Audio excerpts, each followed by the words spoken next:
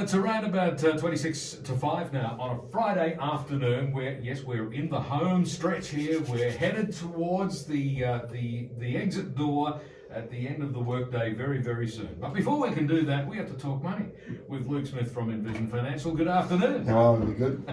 Looking forward to that exit door. Well, I thought you said we were racing straight to Dan Murphy's. I said, how did you know about that? I didn't want to steal your thunder. I knew you'd mention it. That's all right. There's another shameless free commercial plug for Dan Murphy's. Yes, one day they'll deliver a crate of something. Yeah, they better. You've mentioned them often enough. Cucumber tonic water, they can start with that. Is that the secret deal here? You mention them every Friday and then you get a discount on your way home. Is that Yeah, there's no discount cash for comment. There's no discount getting made, but you know, Gungahlin if you're listening. It's not going to do you any good. No. Now, we've got a really good topic today because this is the perennial question. In simple terms, it's how can I get more money? But in a particular term of reference, we're dealing with income from cash because once upon a time, you could put cash in the bank and you'd get a thing called interest. Correct. Remember that? Yes, like dinosaurs. You don't get that anymore. So if you've got some cash to invest, a lot of people are asking, where can I get income from my cash? Yeah, look, I think very topical at the moment, and I think it's not a problem that's going to go away or an issue that's going to go away anytime soon, because there's going to be very little stimulus to push interest rates up, and we'll have a number of potential changes in the general environment for that to occur. So it's going to be lower for longer. And you're exactly right. You think back to 2006 when you could put money into a high interest bank account and get 8. That was a lay down misere. Now people are getting excited about 0.4, 0.5 on a term deposit. And the good old days in the 80s when you could get a lot more than that. well before my time. But it's a question that we get a lot, and I guess I wanted to just touch on various ways where people could go to try and get a little bit more income from their investments, but also then to sort of raise the awareness of things to consider, because the term fixed interest, I find if I use that language and say, listen, we can put some fixed interest in your portfolio, I say fixed interest. The look on people's faces says that the words term deposit landed in their ears. Right. Now, it's important to, I guess, understand right off the bat that fixed interest is a sector of investment, just like property, Australian equities, international infrastructure. Fixed interest is generally the defensive part of your portfolio. So your average person might run 70% growth assets and 30% defensive assets. And your fixed interest holdings would fall into that 30%. So they're the part of the portfolio we don't want a lot of volatility from. We don't want to see big swings up and down. And we want to be able to have a safer side of our broader investment philosophy in that sort of area. So while term deposits are in fact fixed interest, what else is fixed interest that people are missing? Well, and this is again very, very important. That's why I think alluding to some of the names and looking for areas to get some. So you can buy fixed interest managed funds, right, which is a collection of numerous investments like a managed fund. You could have up to, let's throw a number out, 100 different investments in the underlying fund, and they will have different maturity dates, different income rates. So it's important to look under the hood, as we've said in previous shows. Don't just assume that somebody says it's low risk, it's low risk. We touched last year on, well, what does balance mean? And we learned that that could mean a range of different things. So I recommend that people don't just look at the label, look at what you're buying, because whilst you have a fixed interest fund, and that could generate between 2 and 5%. Now, when you can have a range like that, that should trigger in your mind, 2% or 5%. I'm taking more risk for a higher return. Yes. And a very basic example of that could be, we have domestic fixed interest investments, which could be government bonds, corporate investments, and different rating or different levels of quality from AAA down to BBB. And that A to B rating is looking at the underlying quality and security of the thing that you're buying into. On the flip side, we could go and buy Italian bonds or potentially Greek bonds. Now, a lot more risk, therefore you want a lot more return. Yeah. But remember, the key word there is risk for return. Yes. Yes. You get nothing in life for free, and it's important that you look under the hood and say, well, if this is fixed interest, people love jumping to the really high number. I can get 6% here, I can get 5% there. That's coming at a price. And I use the analogy regularly. If you drove down the parkway at 100, if you got pulled over at 105, you'd be unlucky. You get pulled over at 180, it's a little bit harder to talk your way out of a ticket. And this is what people need to keep in mind when we go chasing yield of 3, 4, 5 or more percent. Everything comes at a risk. Yeah. And one of the things that people are doing at the moment is they're looking at ETFs or exchange traded funds in the fixed interest space. Again, another way to get a better level of income than, say, cash and a term deposit. But keep in mind, it doesn't come without risk. You could also use a converting preference share or a hybrid security. Now, these were the rage, and they've been around for a long time. Back when I was much younger, they were far more debt-like than they are now. The converting preference shares and the new hybrid investments that you find a lot of banks issue. Right. And they'll have a bigger code like CBA PD, CBA PE, CBA That's the stock code, so it's listed. It's on the ASX, and that has a face value that they issue the price at, and it has a running yield that is a margin over a certain index that they will pay over the life of the investment. And the fact that it's listed, like the ETFs, for example, or those hybrids that you're talking about, the important factor there is, of course, it makes them easier to buy and sell, doesn't it? You can get in, get out when you feel you need to. You can have more control over the transaction nature of what's there, but you also need to keep in mind that there may be limited liquidity depending on the availability of what's in the market. So just because you want to sell something doesn't mean there's someone on the other side of the transaction wanting to buy it. Okay. So again, this is where you need to look under the hood and say, well, what's the risk I'm taking on? It could be liquidity risk, it could be the issuer risk. So you find that more stable companies provide lower income than riskier companies. Yes. Because again, you're taking on more risk. So I recommend that you look at who's issuing in that example for a converting preference share or a hybrid. My general rule has always been, would I buy the issuing company's normal stock? So again, we'll use CBA just for an example. If I want to buy a CBA hybrid that's paying 3.4%, would I buy CBA as the issuer? And I've always worked on the basis that I want to be able to be comfortable to hold the headline stock, because these are not fixed interest, and I stress that.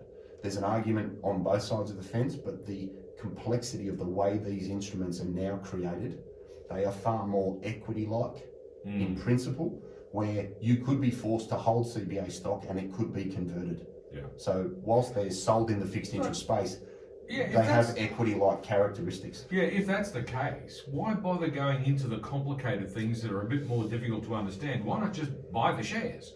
Because I think a lot of people have done that, haven't they? They've been disappointed not being able to get the returns out of the good old-fashioned term deposits. Yeah. So instead of that, instead of having a deposit on the bank, they've decided to buy the shares in the bank.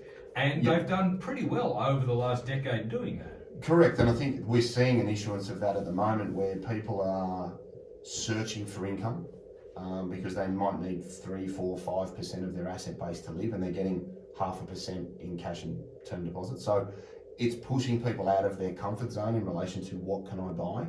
That then means people need to take on more risk in relation to the construction of their portfolio. So whilst you want to be able to fund the way you want to live, you need to keep in mind that if you are a so-called conservative investor, you are driving it, you're not doing 100 in 100 zone now, you're starting to do 120, 130, 140, and keep in mind that if something like COVID comes along again, you will see a fall in the capital value of your assets. But we've learned, it's a great example, COVID, that things do recover quickly, and it pays to stay invested in a market, because those that got cute and tried to time it missed out on a significant amount of upside, especially coming off. Yeah, obviously, if you buy shares in, to rely on the same example, the Commonwealth Bank, yes, we can see the share price decline at certain times, but at the end of the day, something like the CBA is really a pretty solid, reliable investment. Banking in Australia is pretty much guaranteed by the government. It's not going to be allowed to fail. So worst case scenario, you might lose a few dollars if you sell at the wrong time, Secretaries don't sell when it's down. And look, I think you've hit the nail on the head, and that's really what we're trying to allude to here. People are buying CBA, for example, at $100 because they'd like to get a 3% income stream over 0.5, but that doesn't mean that their capital's not at risk. Yeah. So as long as you keep that in mind, I'm more than happy for people to approach that income discussion with that lens. But just remember that nothing's without risk, and you need, as we say most weeks, start with why and come backwards.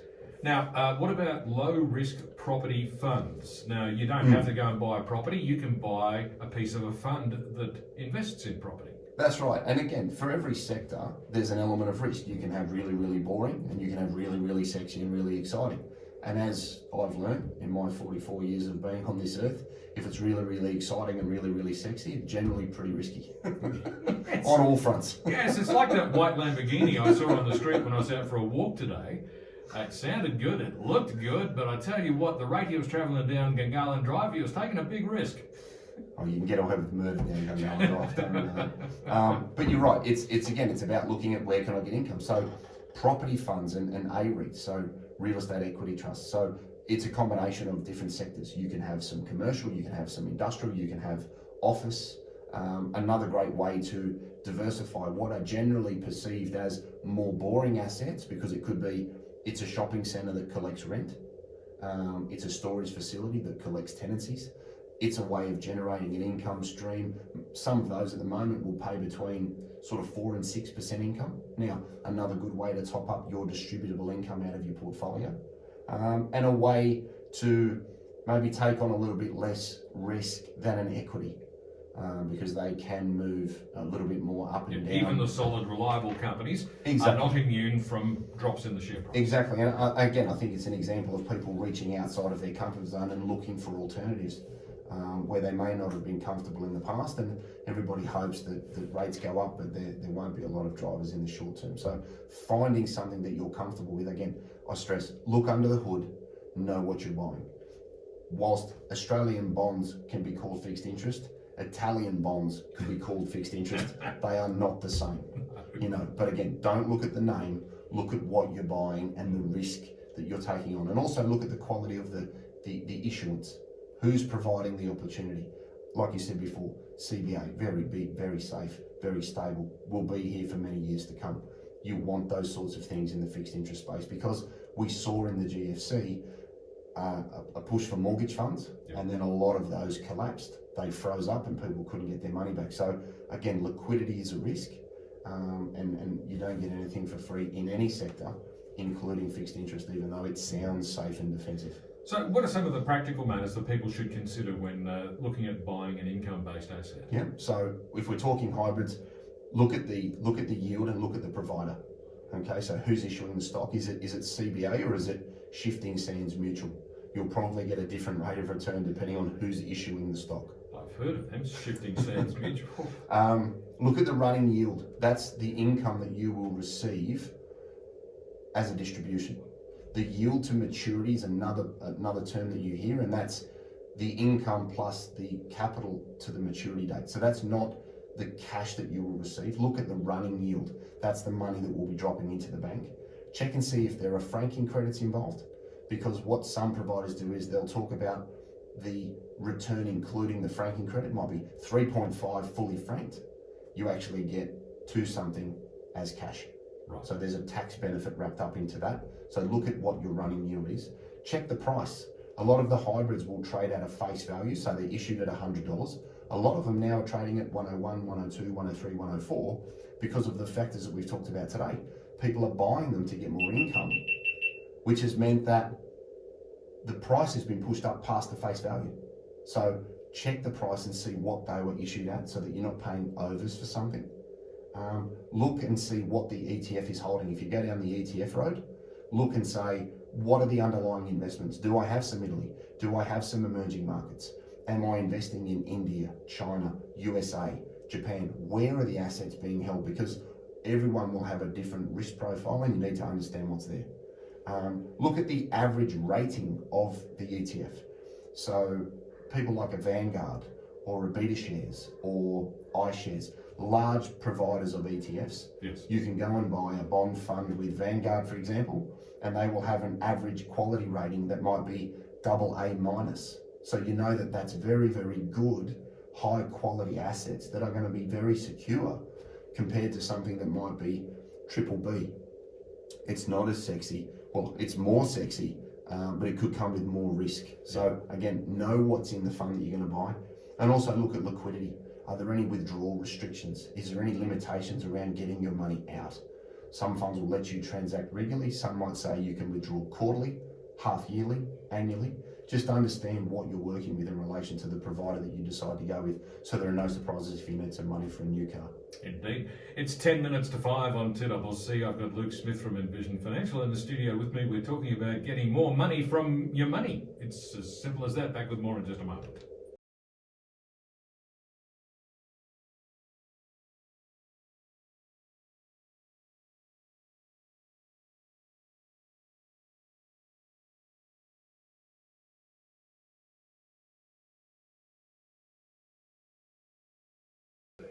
I'm just buying lotto tickets instead. And when the lotto comes through, then I can quit and live a life of ease and luxury or something. I had a buddy buy a place up your way this week. Yeah. On Broad Beach. Nice. Here we go. Yeah, it's bloody expensive. See how long this lasts. No, it's fucked. SD card error. Great. Don't know what that means, but here we go. All good. Well, it's about 7 minutes to 5 here at 2CC, and I've got Luke Smith in the studio with me from Envision Financial. Today we've been talking about making more money from your money, because if you've got a bit of money to invest but you put it in the bank and it doesn't make any interest, people find that very frustrating. So what are some key strategies we need to remember? Well, I think if we rehash, we recap what we spoke about before the ad break. Know what you're taking on risk-wise. Nobody gets anything for free, but it doesn't mean that you can't have a suitably diversified portfolio. Look at your individual weightings. If you're going to hold 2 or 3% of something in your portfolio, then you can afford to have some more defensive options and then maybe a few slightly more risky options, so that on average you're not taking on a crazy amount of risk. Because I find people are very adventurous when things are going well, and not so much when things go sideways. Yes. So I think you need to truly understand your tolerance for risk, and everybody's a little bit different. Don't chase the highest number, because it's a bit like saying this is the best balance fund. It's not the name you want to look at. It's how fast is the car going? What are the underlying investments that are producing that number? And you don't want to be misled or misinformed in relation to the true amount of risk that you're taking on. Consider some options you may not have heard of. So your hybrids, your Etfs, look at those options. They're a very cost-effective way of getting some slightly more income, or slightly better income, should I say, because cash and term deposit rates aren't going to move anytime soon. And having a little bit of cash on the side as well is advantageous. So if you do have some liquidity issues, make sure that you've got a nice buffer on the side to be able to meet unforeseen expenses. You might keep 6 months or 12 months of pension income in your account, and the super money you can continue to build as you make contributions either yourself or from your employer. So look at your portfolio and understand how much risk you're willing to take on. Consider property. You can buy an A-REIT fund or a property ETF that will give you, again, a better income stream, but remember that you're taking on a little bit more risk. And if you do want to go out and buy equities, that's fine too, but just understand that if the price comes off, don't get upset by that. Over time, history shows that most things will recover, and if you buy good quality things and limit the risk of something collapsing completely, most of the time, when we saw this through the COVID last year and also the Banking Rule Commission, a great example, CBA comes off in price, but still reports $4.5 billion profit. Yeah. So their income remained very similar, but their share price had come off because we didn't like them, because people were boo-hooing the Royal Commission. There's a good example that just because the price comes off, it doesn't automatically mean that the income comes off. That can happen, but it's through different triggers and different levers. Yeah. So if you're going to buy equities, that's fine. Just understand that it's more of a long-term play, and you are taking on a little bit more risk when it comes to looking at the overall allocation of your super fund or your pension account. But I think be informed, be consistent, think long-term, and don't just chase the highest number, because it can come with more risk than you realise. And if things do go sideways, you want to avoid the tears as best you can. Absolutely. So, Luke, where can listeners get more information? Yep, so a number hasn't changed, 02-6260-4749, envisionfinancial.com.au. We've got the podcast, The Strategy Stacker, which is on iTunes and Spotify, and we've got the YouTube channel that you can subscribe to. That's Envision Financial Canberra, where we've got all of the shows, so you can watch it on the iPhone, pause it, take some notes, and then hit play again when the kids run out of the kitchen. So there's something there for everybody. Marvellous. Luke, it's a Friday afternoon. You are now free to go. Beautiful. Thank you so much. Luke Smith from Envision Financial, back again next Friday with more good and helpful advice, I'm sure. I'm 2CC. It's about 3 minutes to 5. We've got